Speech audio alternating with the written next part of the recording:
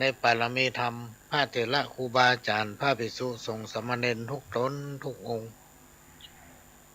ขอสวัสดีพี่น้องท่านผู้ฟังพ่อน้อยพ่อนานพ่ออุ้ยแม่อุ้ย